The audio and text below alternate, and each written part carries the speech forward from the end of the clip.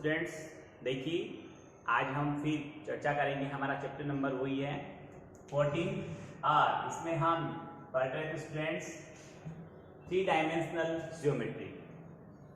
आज का हमारा टॉपिक रहेगा 2 नॉन पैरेलल लाइंस के बिटवीन शॉर्टेस्ट डिस्टेंस।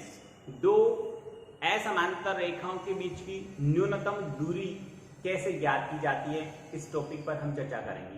साथ ही साथ 2 समांतर रेखाओं के बीच की न्यूनतम दूरी कैसे ज्ञात करते हैं, इस पर भी हम चर्चा करेंगे। तो आज हमारे 2 पॉइंट हैं, the shortest distance between 2 non parallel lines and the shortest distance between 2 parallel lines. हालांकि 2 समांतर रेखाओं के बीच की न्यूनतम दूरी का सूत्र कल मैं आपको बता चुका था, लास्ट वीडियो में हमारी चर्चा हुई थी। और जो 14.4 का जो लास्ट डाउट था उसमें ऐसा था, वहां मैंने आपको एक्सप्लेन किया था। कोई बात नहीं, आज फिर से मैं आपको एक्सप्लेन करता हूं कि 2 असमांतर रेखाओं के बीच की न्यूनतम दूरी कैसे ज्ञात करते हैं और 2 समांतर रेखाओं के बीच की न्यूनतम दूरी कैसे ज्ञात करते हैं। इन दोनों बिंदुओं पर आज चर्चा करेंगे। आइए स्टूडेंट्स, देखिए हमारा जो आज का टॉपिक है वो है shortest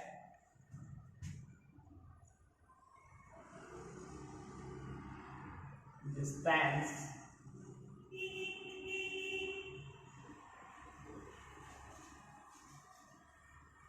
between 2 non-parallel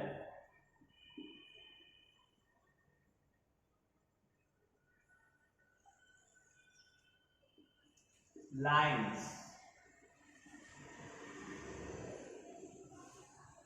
okay, shortest distance between 2 non parallel lines, ये हमारा आज का टॉपिक है। इसमें हम चर्चा करते हैं। तो स्टूडेंट्स, हम देखेंगे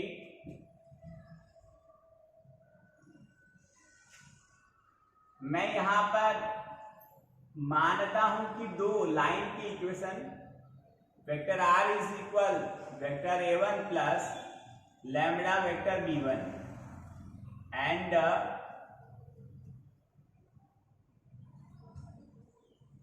सेकेंड लाइन का equation vector r is equal vector a2 plus mu vector b2 है।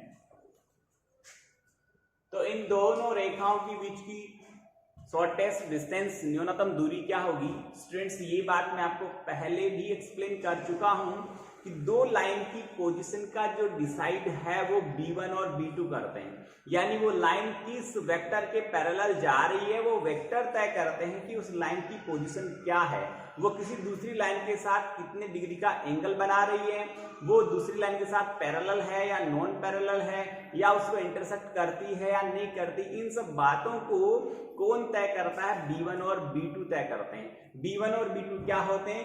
b1 यहाँ पर उस सदिश को कहेंगे जिस सदिश के समांतर इस बिंदु A से ये रेखा गुजर रही है, और यहाँ पर b2 उस सदिश को कहते हैं जिसके समांतर ये दूसरी वाली लाइन जा रही है। तो b1 और b2 वो सदिश होते हैं जिनके समांतर दी गई रेखाएं गुजर रही है। अब यहाँ हम बात करेंगे स्टूडेंट्स कि ये दोनों रेखाएं नॉन पैरेलल है, तो इनके बिटवीन डिस्टेंस क्या रहेगी। यानी हम at first non parallel lines की ही बात करेंगे।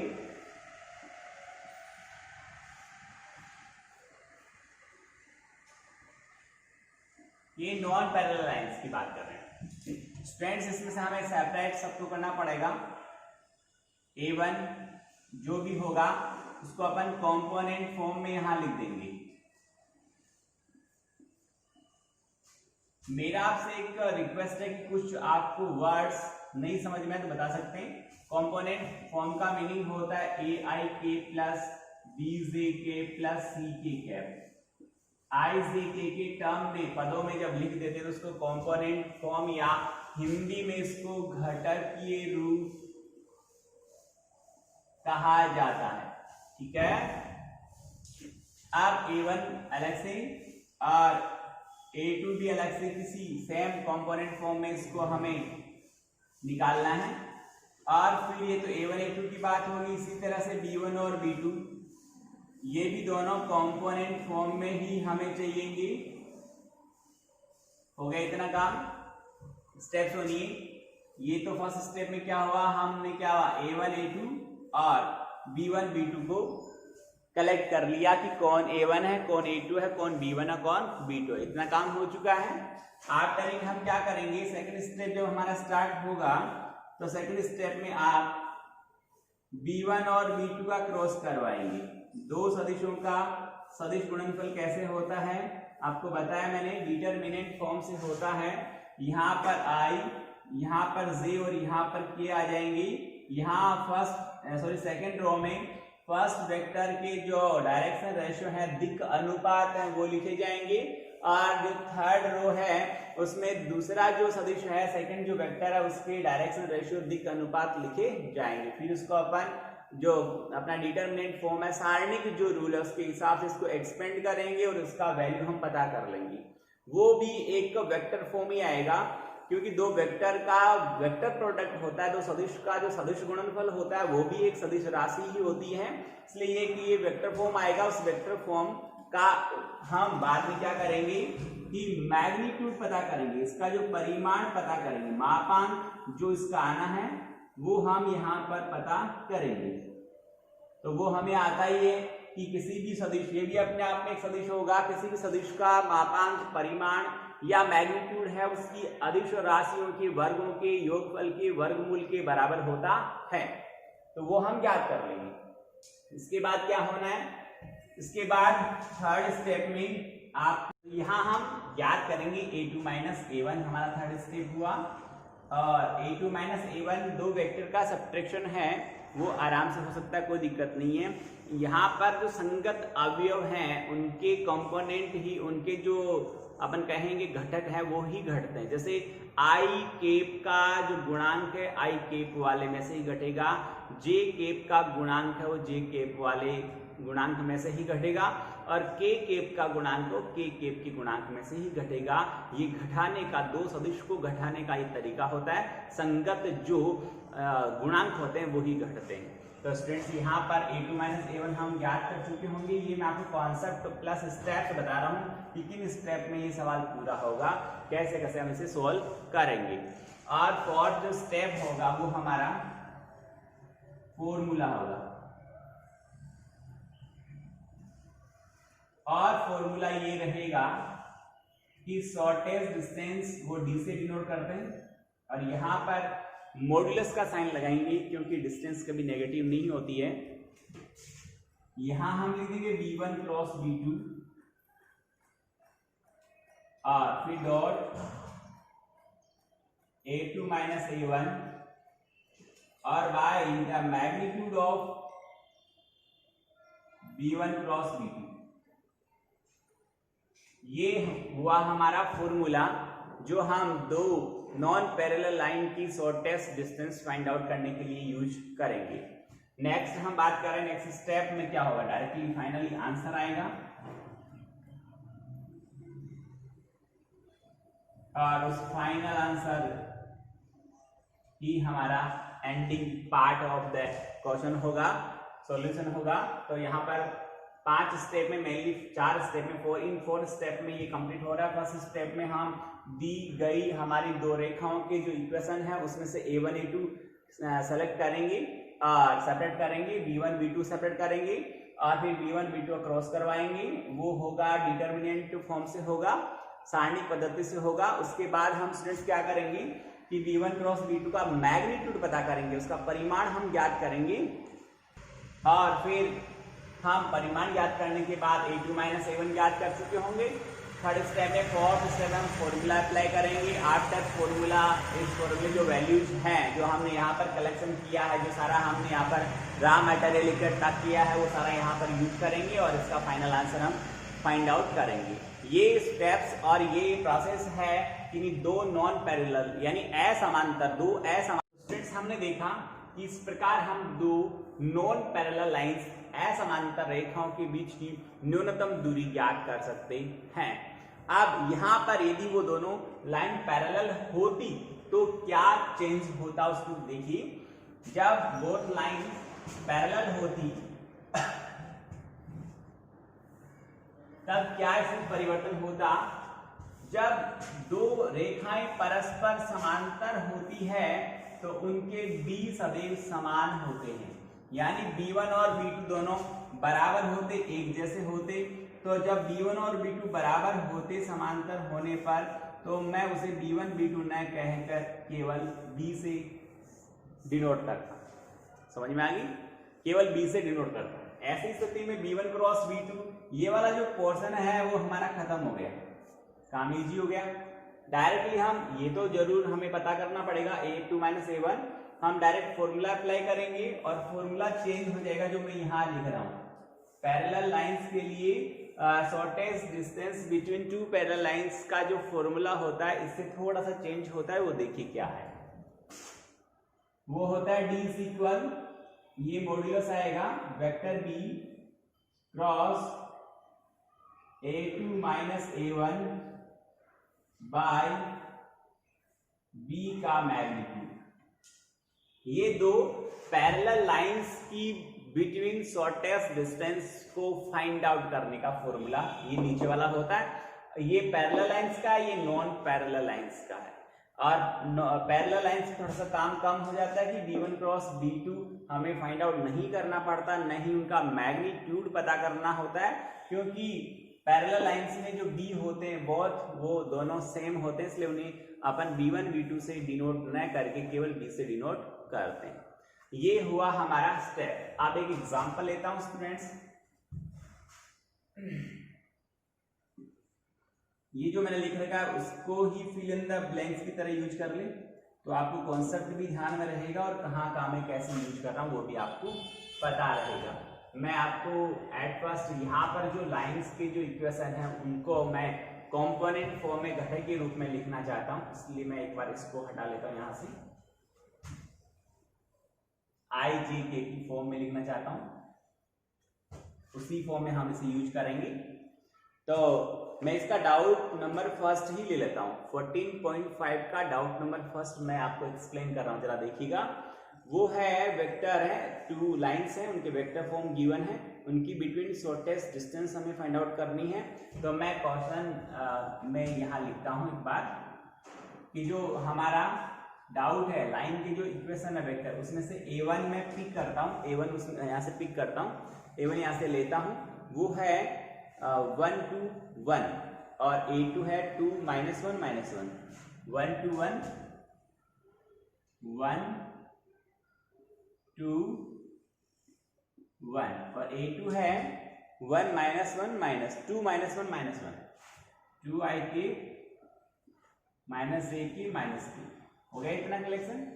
ये कंपोनेंट फॉर्म या घटकीय रूप कहलाता है। अब हम बात करते हैं b1 और b2 की, उसको भी इसी कंपोनेंट फॉर्म में पिक करना है, हमें उठाना है, लेना है। तो b1 है वो है 1 माइनस 1 और 1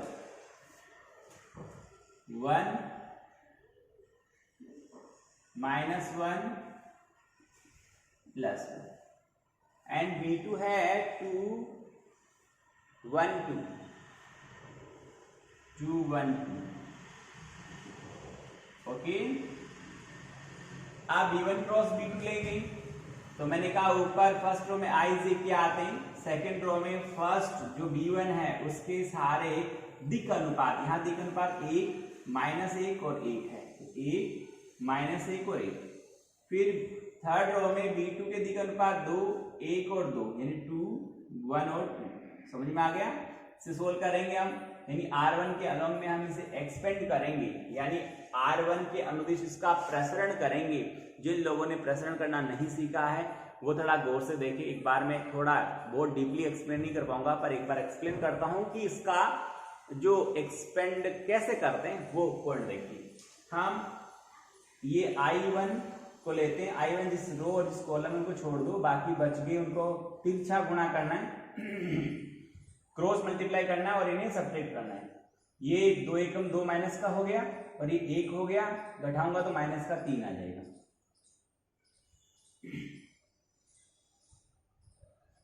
फिर इसका एड्रेस 1 2 होता है, इसलिए इसके पहले ऑलरेडी माइनस आएगा और फिर ये जिस रो और कॉलम में बैठा उनको छोड़ दो, बाकी बचे उनको तिरछा गुणा कर घटाना है। 2 माइनस 2 0 हो गया, तो इसको लिखने की जरूरत नहीं है। के की बात करें तो इसका जो एड्रेस है वो 1 और 3 होता है, इसलिए 1 + 3 4 एक इवन नंबर है, सम संख्या है, इसलिए इसके पहले ऑलरेडी प्लस आएगा।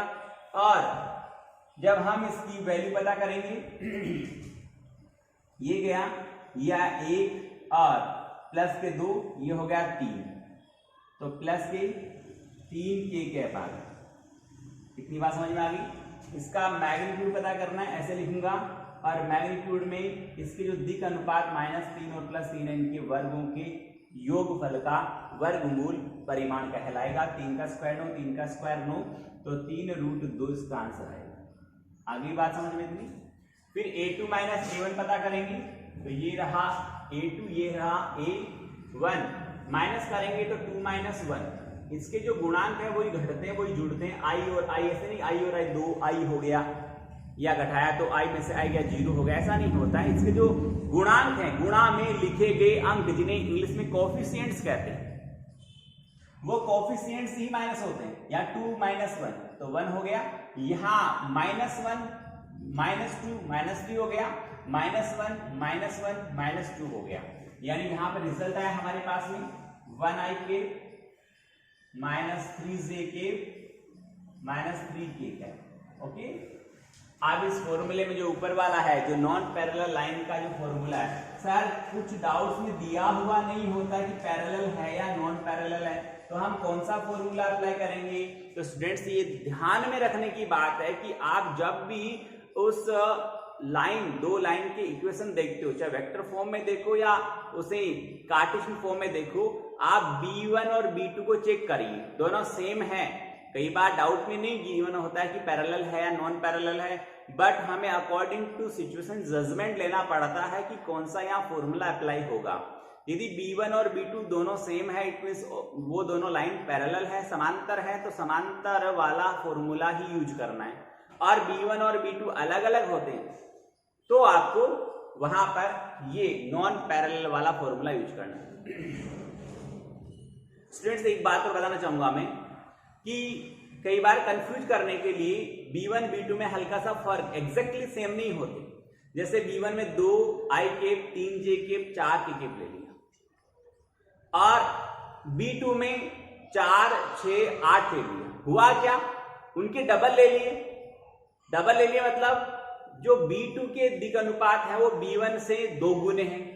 यदि उनके दिक् अनुपातों में ऐसा संबंध होता है 2 गुने हैं, 3 गुने हैं, 4 गुने, 5 गुने, 10 गुने, आधा है, 1/3 है, 1/4 है, यानी b1 और b2 के दिक् अनुपात किसी अनुपात में भी होते हैं, तब भी वे दोनों समांतर रेखाएं कहलाएगी। एग्जैक्टली बराबर न होकर उनका रेशियो, अनुपात बराबर होता है दिक् अनुपातों का, तब भी वे दोनों रेखाएं समांतर रेखाएं कहलाती है। इसलिए आप पहले उनका जो इक्वेशन गिवन है, चाहे वेक्टर गिवन हो चाहे कार्टेशियन गिवन हो, उसको देखकर जजमेंट लें कि ये पैरेलल है या नॉन पैरेलल है। यहां नॉन पैरेलल है तो मैं यहां फॉर्मूला लिख दिया, आगे वैल्यू पुट करता हूं। d1 क्रॉस b2 आया -3i के +3k डॉट a2 - a1 आया अपने पास में i के 3j के -3k और नीचे b1 क्रॉस b2 का जो परिमाण है, मैग्नीट्यूड है, वो आया हमारे पास फ्रेंड्स, देखिए जरा, वो है 3√2। और यहाँ पर ऑप्शन मॉड्यूल्स लगा दिया मैंने। इनको डॉट करता हूं तो डॉट आपको पता है कि i से मल्टीप्लाई होकर कुछ देगा, जबकि i j और k से मल्टीप्लाई होगा तो 0 आएगा। यानी ये घटक, जब समान घटक आपस में डॉट गुणनफल करते हैं तब उनका वैल्यू 1 आता है, और विपरीत घटक यदि परस्पर डॉट गुणनफल करते हैं तो उनका मान 0 हो जाता है। तो i का i से मल्टीप्लाई होगा तो -3 आएगा, और j यहाँ पर ऑलरेडी है नहीं इसमें, तो वो 0 हो गया। k की बात करें तो -9 आ गया, तो -3 -9 और नीचे था 3√2, और इसे देखेंगे तो हम अगर 12 को 3 से मल्टीप्लाई करें यहाँ पर तो ये हो गया 4/√2। 4/√2 हमारे पास में इसकी वैल्यू आ गई। इसको और सोल्व करना चाहें तो 2√2 is the shortest distance between given two non parallel lines. Students इसको देखिए आराम से एक बार बोर्ड पे, क्या है ये है दो नॉन पैरेलल लाइंस के बिटवीन शॉर्टेस्ट डिस्टेंस को डिनोट करता है, जो यहां पर फॉर्मूला मैंने अप्लाई किया था b1 cross b2 dot a2 minus a1 divided by b1 cross b2 का मैग्नीट्यूड, दैट मीन्स इनका परिमाण, इसका b1 क्रॉस b2 का जो परिमाण है वो उसके डाउन में आएगा। आगे हम देखते हैं स्टूडेंट्स, तो हमारा जो नेक्स्ट जो प्रोसेस है इसका वो ये रहेगा, एक बार चेक कर ले आराम से। 3 और 3 9 और नीचे हमारे पास में 9 और 9 18, 3√2 हो गया यहाँ पर, ये ऑलरेडी करेक्ट है। और फिर हम इसको 12 है तो 4/√3, ओके कोई दिक्कत नहीं है। यहाँ पर डिजिट्स सारे सेम है, एक बार डाउट में चेक कर लेते हैं अपन, कोई दिक्कत नहीं डिजिट्स में। प्रोसेस सारा सही है, 100% करेक्ट है, कोई दिक्कत नहीं है। बट एक बार अपन आंसर शीट में मैच करने की बजाय अपन यही चेक कर लें एक बार, कोई दिक्कत तो नहीं है, देख लीजिए एक बार। तो देखिए स्टूडेंट्स, आपने गौर किया होगा यहाँ पर हमने जब a2 माइनस a1 को सब्ट्रैक्ट किया तो यहाँ पर k का कोफिशिएंट -2 आएगा, जो मैंने यहाँ पर -3 लिखा था, कोई दिक्कत की बात नहीं है, इसको अपन अन्यथा नहीं लेने की जरूरत है। ये प्रोसेस स्टेप जो फॉर्मेशन है और जितनी भी थीम है वो 100% करेक्ट है, इसकी कोई यहाँ पर दिक्कत की बात नहीं है। तो आपको कॉन्सेप्ट के अकॉर्डिंग देखना है इसको। यहाँ इसको हम आगे वैल्यू पुट करेंगे, 2 आएगा, तो दैट मीन्स यहाँ पर वैल्यू हो जाएगी 3 2 6 6 3 9, तो यहाँ पर 3 आएगा 6 3 9, ओके दिख रहा है आपको। तो ये हुआ हमारा √3/2, इसको इरेज करें और इसको अपन इसके हर को रैशनलाइज करें, हर का परिमेयकरण करना चाहिए, तो 3√2/2 इसका आंसर, इतना इकाई दोनों के बीच की शॉर्टेस्ट डिस्टेंस हो जाएगी। स्टूडेंट्स उम्मीद करता हूँ आपको अच्छा लगा है, समझ में आया, अच्छी तरह देखें। और ये सवाल बहुत ही इंपॉर्टेंट सवाल, 6 मार्क्स वाले जो सवाल आते हैं उनके लिए सवाल है, यानी 6 मार्क्स वाले सवाल हैं, उनमें से सवाल है, इसलिए इसको ढंग से देखें, इसको समझें, इसकी तैयारी करें। आगे हम बात करते हैं कि एक हमारे पास पैरेलल लाइन का डाउट भी हो सकता है, तो उसको भी अपन सोल्व करें। तो पैरेलल में मैं देखता हूँ एक बार कि हमारे पास एग्जाम्पल पड़ा है एक, और वो एग्जाम्पल है हमारे पास स्टूडेंट्स 19 नंबर का, जो इस एक्सरसाइज के जस्ट ऊपर पड़ा है। यहाँ पर हमारे इक्वेशन जो गिवन है उसमें जो लैम्बडा का कोफिशिएंट है, लैम्बडा के साथ में जो सदिश पड़ा है और जो म्यू के साथ में सदिश पड़ा है, वो दोनों के जो घटक है वो 2 3 और 6 हैं, और उधर भी 2 3 और 6 हैं, तो यानी b1 और b2 सेम है। b1 और b2 सेम है तब क्या होगा कि वे दोनों रेखाएं परस्पर समांतर होती है। तो यहाँ पर उसको भी अपन सोल्व करें, आप चाहें तो।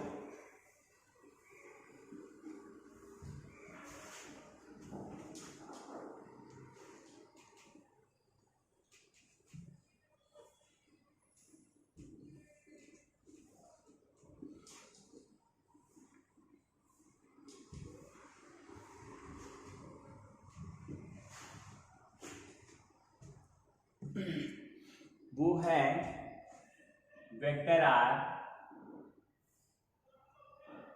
इज इक्वल 1 2 -4,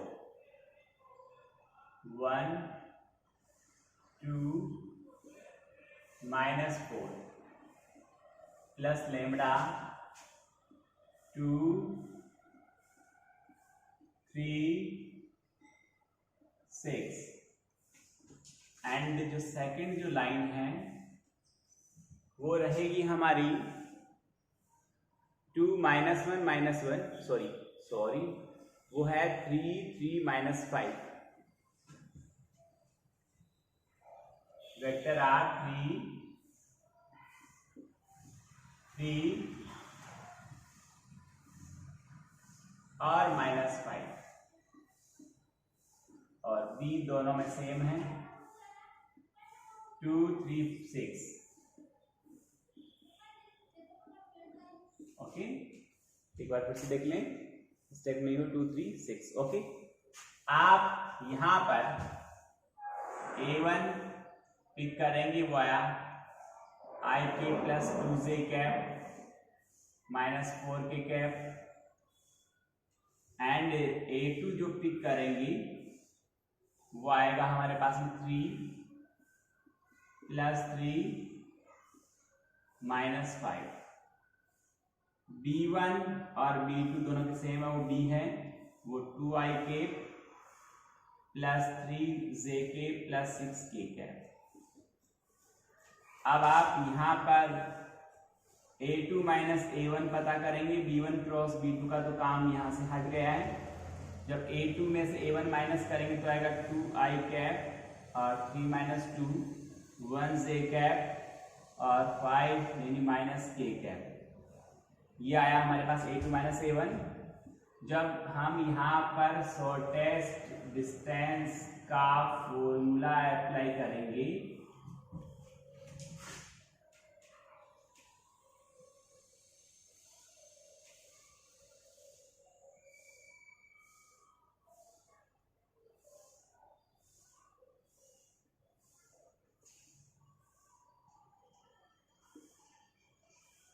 वो है d is equal b cross a2 minus a1 by b का परिमाण, और ऊपर मोड लगाना है। मोड इसलिए कि डिस्टेंस नेगेटिव नहीं होती है और इसलिए ये प्लस का हो जाएगी, जो भी इसका रिजल्ट आएगा वो पॉजिटिव बना देगा। और d is equal value put करता हूं मैं यहाँ पर, हमारा b जो है वो है 2 3 6 2 3 6 क्रॉस a2 माइनस a1 हो गया 2 1 minus 1 2 1 minus 1 and magnitude of b हम यहां अलग से फाइंड आउट कर सकते हैं, वो आया 4936। तो इसका रिजल्ट आएगा हमारे पास 7 40 49 7 हो जाएगा। तो नीचे वैल्यू आई यहाँ पर 7। इसको फिर से एक बार हम यहाँ क्रॉस करवाना पड़ेगा इन दोनों को। जब यहाँ हम इसे क्रॉस करवाते हैं तो क्या रिजल्ट बनता है वो देख लीजिए एक बार, कि यहाँ लिखता हूं मैं क्रॉस होगा तो डिटर्मिनेंट फॉर्म लगेगा यहाँ पर i j और k, और तब होगा 2 3 6 2 3 6 एंड 2 1 माइनस 1 2 1 माइनस 1। इसको हम सोल्व करते हैं तो ये गया और ये गया, ये -3 और ये -6, ये हो गया माइनस का 9i क्यूब, इसका माइनस ऑलरेडी है तो ये होगा हमारे पास -2 और -8, तो -10 प्लस 10 हो गया j कैप, और ये गया और ये गया तो ये हुआ 2 और -6 तो माइनस का 4k कैप। इतनी बात आपको समझ में आ गई, एक बार फिर से चेक कर लें, ये गया और ये गया, ये 3 हो गया माइनस का, और -6 -9 हो गया, ये गया और ये गया, -2 हो गया, -6 हो गया, नहीं सॉरी ये गलत हो गया, -2 हो गया और -12 हो गया, ये तो -14 हो गया, और -14 माइनस पहले से तो 14 हो गया। ओके, और ये गया और ये गया, ये 2 हो गया, -6 हो गया, तो ये -4 हो। ओके, अब राइट, ऑल राइट। और यहाँ पर हमारे पास है -9i cube plus 14j cube और -4k कैप बाई 7 है हमारे पास। इसका फिर से हमें डिस्टेंस एक वेक्टर वैल्यू नहीं होती है, स्केलर वैल्यू होती है, तो इसका फिर से हमें मैग्नीट्यूड पता करना पड़ेगा। ये आएगा 81 और ये आएगा अपने पास में 196, 81 प्लस 196 और प्लस 14 यानी 16 हो गया। ओके, 4 का 16 हो गया। यस, ये 12 और 13 हो गया, कैरीज 1 होगी स्टूडेंट्स। तो यहाँ पर 13 कैरीज 1 और 10 80 19 कैरीज 1 और 293 हो गया। तो यहाँ रिजल्ट जो आया हमारे पास में 293 रूट में रहेगा और 7 बाहर आएगा और इतने यूनिट्स उसकी शॉर्टेस्ट डिस्टेंस हो जाएगी। स्टूडेंट्स एक बार बोर्ड पे गौर से देख ले, अच्छी तरह समझ ले, देख ले। उम्मीद करता हूँ आपको अच्छा लगा होगा, समझ में आया होगा। बहुत बहुत धन्यवाद।